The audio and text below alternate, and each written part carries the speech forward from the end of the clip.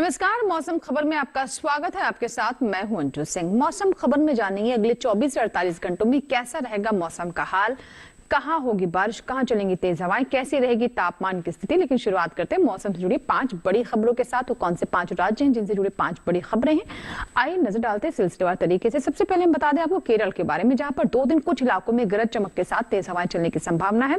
वहीं अगर हम कर्नाटक की बात करें तो अगले 2 दिनों में कुछ हिस्सों में यहाँ पर हल्की बरसात होने की स्थिति बनती नजर आ रही है। तीसरा हमारा राज्य है तटीय आंध्र प्रदेश की हम बात कर लेते हैं, जहां पर 1-2 जगहों पर हल्की बारिश होने की तटीय आंध्र प्रदेश में भी संभावना बन रही है। वहीं अगर अंडमान निकोबार द्वीप समूह की बात करें तो 2 दिन यहाँ भी हल्की बारिश हो सकती है। तो 5 बड़ी खबरें हम आपको बता रहे हैं मौसम से जुड़ी हुई। और 5वीं बड़ी खबर है मेघालय से, जहां पर कुछ हिस्सों में सुबह के समय हल्का कोहरा छा सकता है। तो ये थी मौसम से जुड़ी 5 अहम खबरें। आइए बात करते हैं मौसम पूर्वानुमान की, और जिसमें हम सबसे पहले आपको बताते हैं बारिश के बारे में। देश के किन किन हिस्सों में बारिश होने की संभावना है और कहां नहीं है।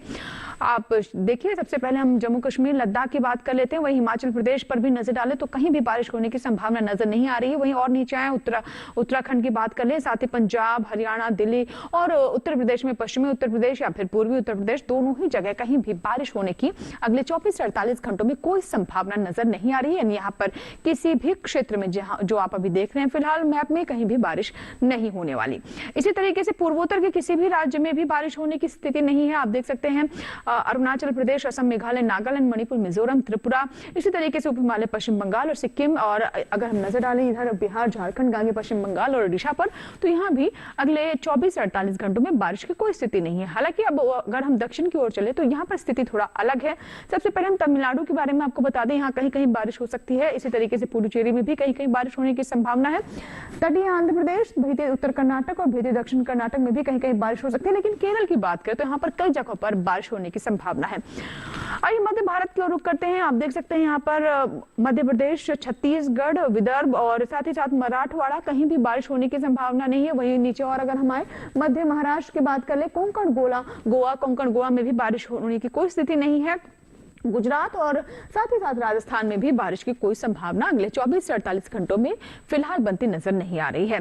आइए बात करते हैं मौसम की चाल की, यानी पिछले 24 घंटों में कैसी रही मौसम की चाल, कौन से राज्य में किस तरह की मौसम से जुड़ी गतिविधि रही, आइए उस पर नजर डालते हैं। सबसे पहले हम आपको बता दें हिमाचल प्रदेश और पंजाब और साथ ही साथ हरियाणा के बारे में। तो यहाँ आप देख सकते हैं कि कुछ क्षेत्रों में कोहरे जैसी स्थिति रही है, थोड़ा विजिबिलिटी भी इससे प्रभावित हुई है।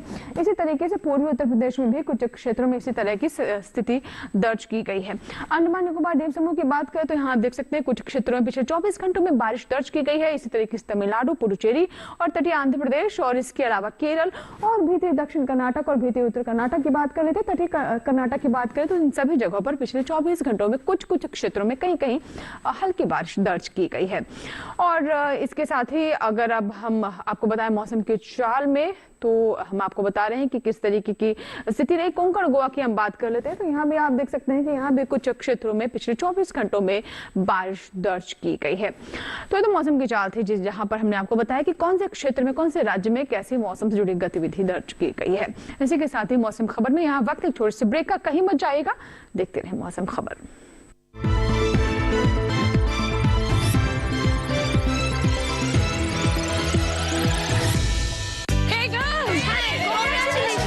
पार्टी चाहिए, चैंपियन के साथ सेल्फी लेंगे। आइडिया, यही करते हैं पार्टी। Pizza party. ये चल अपना कार्ड और पिन दे। मेरे कार्ड की डिटेल्स मैं खुद ही डालूंगी। आरबीआई कहता है अपना पिन, ओटीपी, सीवीवी या इंटरनेट बैंकिंग पासवर्ड किसी के साथ शेयर ना करें। ऑनलाइन बैंकिंग सिर्फ अपने कंप्यूटर, मोबाइल और सिक्योर नेटवर्क से करें। बाय गर्ल्स, कहाँ जा रही है? सुना नहीं, नो शेयरिंग। आरबीआई कहता है जानकार बनिए, सतर्क रहिए।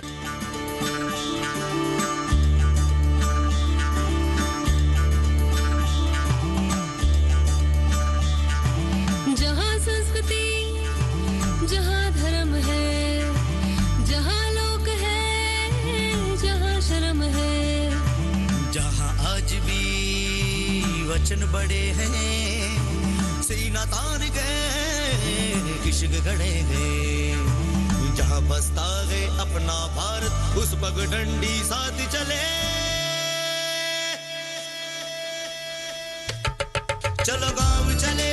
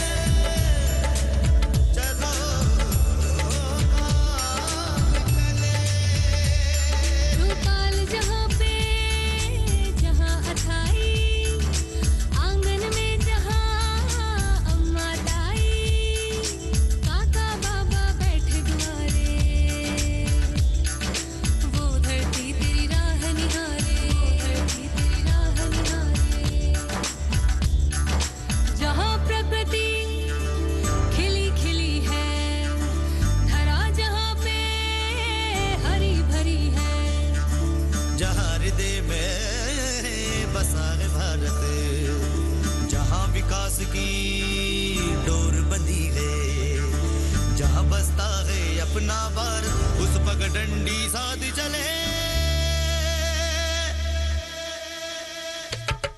चलो गाँव चले, चलो गाँव चले, चलो गाँव चले, चलो गाँव चले, चलो गाँव चले, चलो गाँव चले, चलो गाँव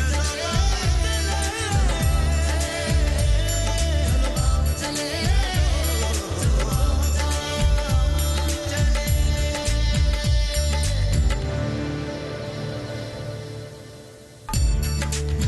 देखिए कार्यक्रम चलो गांव चले 27 नवंबर से हर रविवार रात 8:30 बजे सिर्फ दूरदर्शन किसान पर।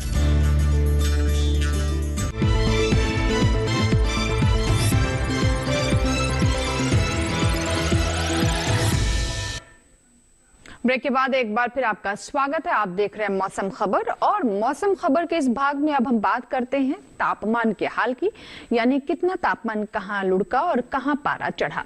तो आइए नजर डालते हैं तापमान के हाल पर, और सबसे पहले हम बात करते हैं अधिकतम तापमान की। अधिकतम तापमान में अगर हम हिमाचल प्रदेश और उत्तराखंड की बात करें तो यहाँ आप देख सकते हैं 3.1 से 5 डिग्री सेल्सियस के बीच में अधिकतम तापमान सामान्य से ऊपर दर्ज किया गया है। हिमाचल प्रदेश और साथ ही उत्तराखंड पर हम नजर डाल रहे हैं, जहाँ 3.1 से 5.1 के बीच में जो सामान्य तापमान है, अधिकतम तापमान, वो ऊपर दर्ज किया गया है।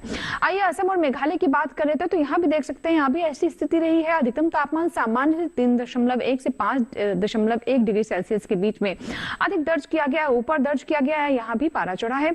आइए अब रुक करते हैं दक्षिण की ओर। तो तमिलनाडु की बात करें तो यहाँ भी आप देख सकते हैं कि अधिकतम तापमान 3.1 से 5.1 डिग्री सेल्सियस सामान्य से ऊपर दर्ज किया गया है। तो तमिलनाडु की बात हम कर रहे हैं, जहां पर आप देख सकते हैं कि यहाँ भी 3.1 से 5.1 डिग्री सेल्सियस के बीच में अधिकतम तापमान सामान्य से ऊपर दर्ज किया गया है। लेकिन वहीं अगर हम पूर्वी मध्य प्रदेश की बात करें तो यहाँ आप देख सकते हैं कि तापमान 3.1 से 5.1 के बीच में सामान्य से नीचे दर्ज किया गया है, यानी अधिकतम तापमान सामान्य से कम यहाँ पर दर्ज किया गया है। आइए बात करते हैं हरियाणा, दिल्ली और साथ ही अगर हम पश्चिमी मध्य प्रदेश की बात करें तो यहाँ आप देख सकते हैं कि पारा जो है वो नीचे जा रहा है।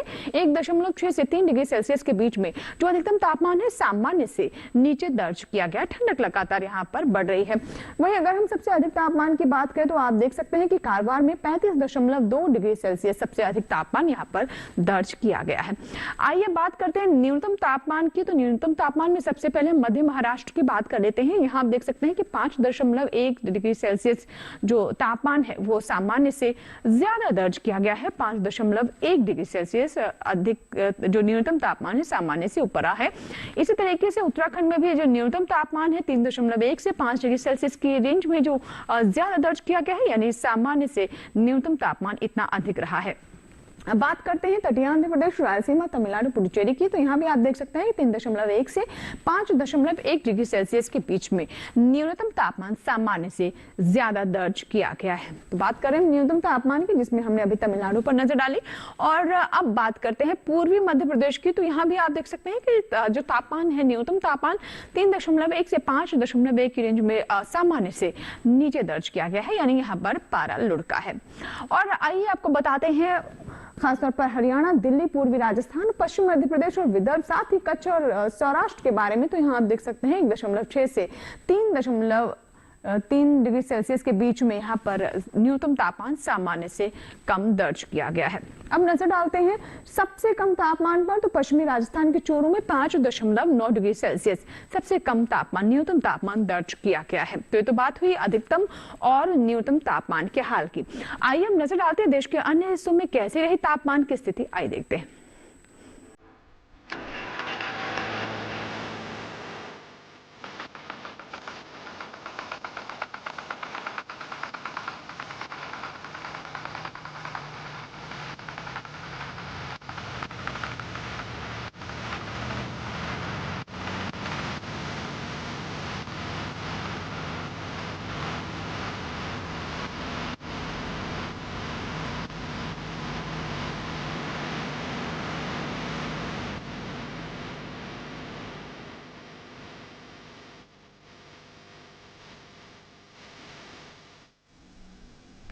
तो ये था पूरे देश में तापमान का हाल। इसी के साथ ही यहाँ वक्त एक छोटे से ब्रेक का, कहीं मत जाइएगा, बने रहें मौसम खबर के साथ।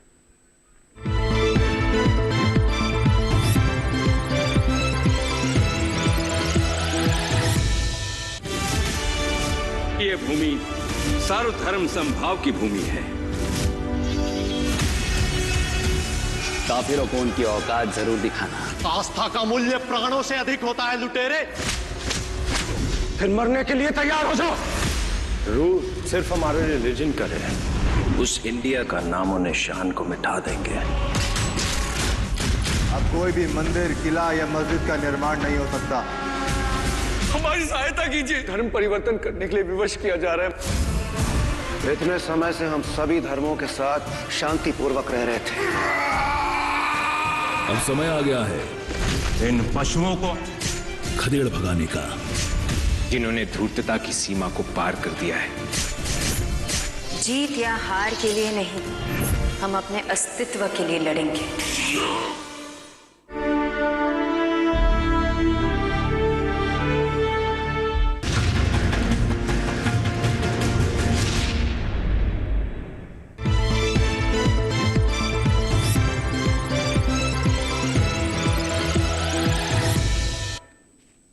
ब्रेक के बाद एक बार फिर आपका स्वागत है। आप देख रहे हैं मौसम खबर, और मौसम खबर के इस भाग में हम बात करते हैं वायु गुणवत्ता की, यानी देश के जो प्रमुख शहर हैं वहां की एयर क्वालिटी कैसी है, वायु गुणवत्ता किस तरह की है। तो आइए नजर डालते हैं, और इसमें सबसे पहले हम बात करते हैं राजधानी दिल्ली की। तो आप देख सकते हैं कुछ दिन थोड़ा सुधार था, लेकिन अब फिर से एयर क्वालिटी यहाँ पर बिगड़ गई है, 344 हो गई है। अहमदाबाद की बात करें तो यहाँ पर 144 है एयर क्वालिटी, और हालांकि अभी संतोषजनक श्रेणी में है।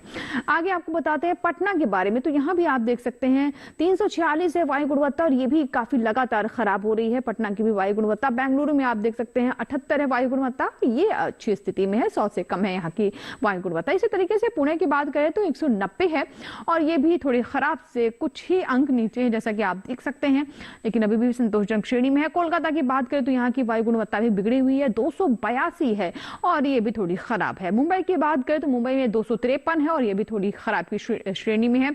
देख सकते हैं मुंबई की वायु गुणवत्ता भी फिलहाल बिगड़ी हुई है।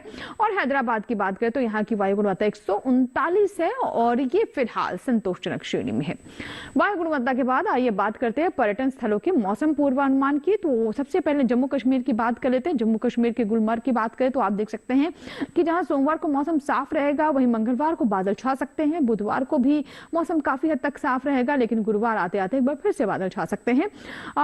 अधिकतम तापमान में भी काफी उतार चढ़ाव आप देख रहे हैं, जहां सोमवार को अधिकतम तापमान 10 डिग्री है, वहीं गुरुवार आते आते ये 7 डिग्री तक पहुंच सकता है, यानी तापमान में 3 डिग्री से गिरावट हो सकती है।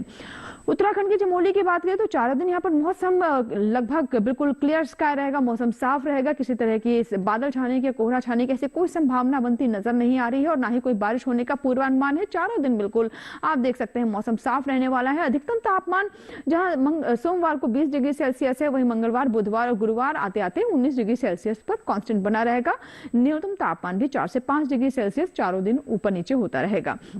राजस्थान के जोधपुर की बात कर लेते हैं। तो यहाँ भी मौसम बिल्कुल आप देख सकते हैं साफ है, क्लियर स्काई है, बादल छाने की या बारिश होने की किसी तरह की कोई फिलहाल संभावना नहीं है, कोई पूर्वानुमान नहीं है। अधिकतम तापमान जहाँ सोमवार को 31 डिग्री सेल्सियस है, मंगलवार को 1 डिग्री इसमें इजाफा हो सकता है, 32 डिग्री सेल्सियस हो सकता है अधिकतम तापमान, लेकिन बुधवार और गुरुवार को 31 डिग्री सेल्सियस पर बना रहेगा। न्यूनतम तापमान भी 10 से 11 डिग्री सेल्सियस के बीच में ऊपर नीचे अगले 4 दिनों में होता रहेगा। हरियाणा के हिसार की बात कर लेते हैं। तो आप देख सकते हैं कि पहले 3 दिन यहाँ मौसम साफ रहेगा, लेकिन गुरुवार आते हुए बादल छा सकते हैं। अधिकतम तापमान पहले 3 दिन 26 डिग्री सेल्सियस पर बना रहेगा, लेकिन गुरुवार आते आते 1 डिग्री से इसमें गिरावट होने की संभावना है। न्यूनतम तापमान भी आप देख सकते हैं 8 डिग्री से 9 डिग्री के बीच में यहाँ पर न्यूनतम तापमान भी अगले 4 दिनों में बना रहेगा। आइए बात करते हैं पश्चिम बंगाल के दार्जिलिंग की। तो यहाँ भी आप देख सकते हैं कि 4 दिन मौसम काफी साफ रहने वाला है, ना ही बादल छाने की कोई संभावना, ना ही कोहरे की स्थिति है, ना ही गरज चमक की कोई संभावना फिलहाल बनती नजर आ रही है। और मोस्ट ऑफ द टाइम मौसम बिल्कुल क्लियर क्लियर रहेगा, साफ रहेगा। अधिकतम तापमान जहां पहले 3 दिन 16 डिग्री सेल्सियस है, वहीं गुरुवार को 17 डिग्री सेल्सियस हो सकता है, यानी 1 डिग्री सेल्सियस में इजाफा हो सकता है। न्यूनतम तापमान जहां पहले 2 दिन 8 डिग्री सेल्सियस है, उसके बाद 7 डिग्री सेल्सियस 2 दिन रहने की संभावना है। अरुणाचल प्रदेश के तवांग की बात करें तो देख सकते हैं कि यहाँ पर सोमवार को मौसम एकदम साफ है, लेकिन मंगलवार, बुधवार और गुरुवार को बर्फबारी होने की संभावना है। अधिकतम तापमान 13 डिग्री सेल्सियस पर कांस्टेंट रहेगा, लेकिन न्यूनतम तापमान पहले 2 दिन जहां पर 1 डिग्री सेल्सियस है, वहीं बुधवार और गुरुवार को 0 पर ये पहुंच सकता है। तो फिलहाल आपको बता दें कि अगले 4 दिनों में से 3 दिन यहाँ पर बर्फबारी होने की स्थिति बनती नजर आ रही है। गुजरात की पोरबंदर की बात करें तो चारों दिन मौसम बिल्कुल साफ है, ना ही बारिश होने की संभावना है, ना ही बादल छाने की स्थिति बन रही है। अधिकतम तापमान आप देख सकते हैं कि जहां पर सोमवार को 31 डिग्री सेल्सियस है, लेकिन अगले 3 दिन यहां पर 32 डिग्री सेल्सियस के साथ ही 3 दिन मौसम बना रहेगा। और वहीं न्यूनतम तापमान आप देख सकते हैं कि 18 डिग्री सेल्सियस पर यह कांस्टेंट रहेगा।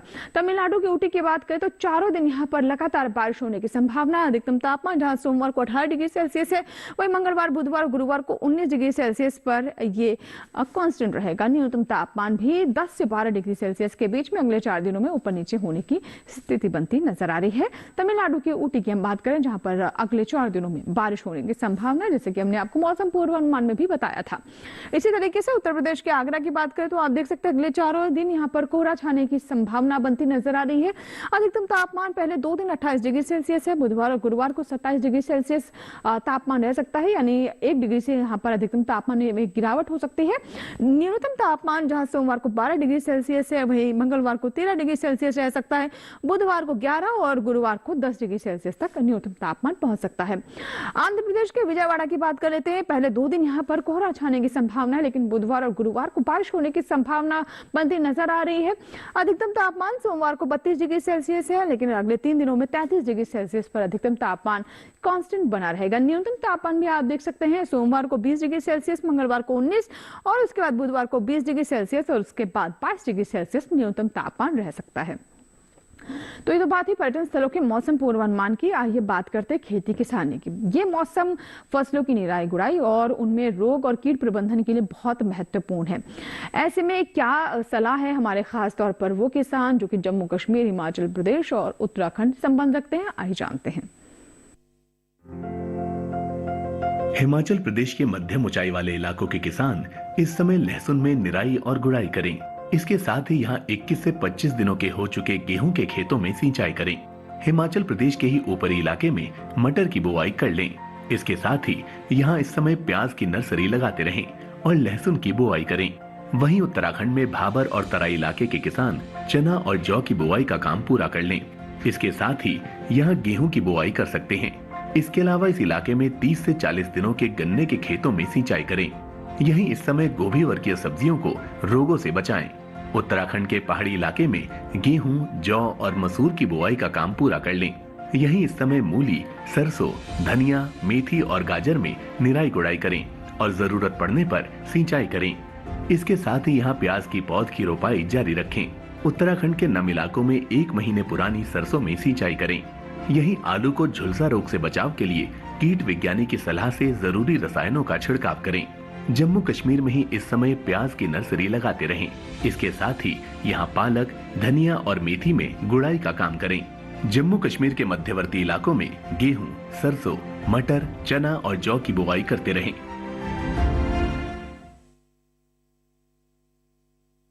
करते हैं आज की फसल की, जिसमें आज हम आपको जानकारी देंगे पालक के बारे में। पालक की बात करें तो इसे काफी पसंद किया जाता है। ये अपने पोषक तत्वों के लिए भी जानी जाती है। इसके अलावा बड़े पैमाने पर हमारे देश में इसकी फसल भी ली जाती है। अगर आप भी पालक की फसल लेना चाहते हैं तो आइए देखते हैं हमारी ये विशेष रिपोर्ट। इस समय पालक की बुआई की जा सकती है। पालक को मैदानी और पहाड़ी दोनों क्षेत्रों में बोया जा सकता है। मैदानी इलाकों में सर्दी के मौसम में ये ज्यादा बोई जाती है। वैसे तो इसे किसी भी प्रकार की मिट्टी में बोया जा सकता है, फिर भी दोमट मिट्टी इसके लिए सर्वोत्तम मानी जाती है। अलग अलग राज्यों के लिए अलग अलग किस्में हैं। किसान वैज्ञानिकों से सलाह लेकर बीज का चुनाव कर सकते हैं। अच्छी नमी से बुआई करने पर तुरंत सिंचाई की जरूरत नहीं पड़ती। फिर भी बुआई के 8 से 10 दिन बाद सिंचाई करना आवश्यक है। इसके बाद 10 से 15 दिन के अंतराल पर सिंचाई करते रहें। पत्तियों की हर कटाई के बाद सिंचाई करना ना भूलें। खरपतवार नियंत्रण के लिए बोने के 15 से 20 दिन बाद पहली निराई गुड़ाई कर दें। पालक के लिए 2 से 3 बार निराई गुड़ाई करनी चाहिए। पत्तेदार सब्जियों में आमतौर पर बीमारी नहीं लगती, फिर भी अगर बीमारी लग जाए तो कटाई के बाद दवा छिड़कें ताकि पत्तियों पर दवाई का असर ना हो। वैसे पालक में सर्कोस्पोरा लीफ स्पॉट और डंपिंग ऑफ जैसी बीमारियों की आशंका रहती है।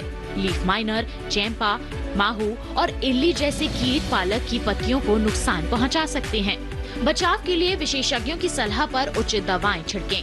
ध्यान रखें कि फसल में किसी भी प्रकार की दवा का छिड़काव करने से पहले कृषि विशेषज्ञों से सलाह जरूर लें। पालक की 1 हेक्टेयर में 80 से 100 क्विंटल तक पैदावार होती है। इसे कई बार काटा जा सकता है। और इसी के साथ ही मौसम खबर में आज फिलहाल इतना ही, लेकिन आपको बता दें कि हमारा ये कार्यक्रम आप हमारे YouTube चैनल पर भी देख सकते हैं। इसके लिए बस करना आपको ये है कि टेलीविजन स्क्रीन पर दिखाए जा रहे इस QR कोड को स्कैन करें। उम्मीद करते हैं मौसम खबर से हमारे किसानों को मदद हो रही होगी। मौसम का ताजा हाल और कृषि सलाह लेकर फिर होंगे हाजिर।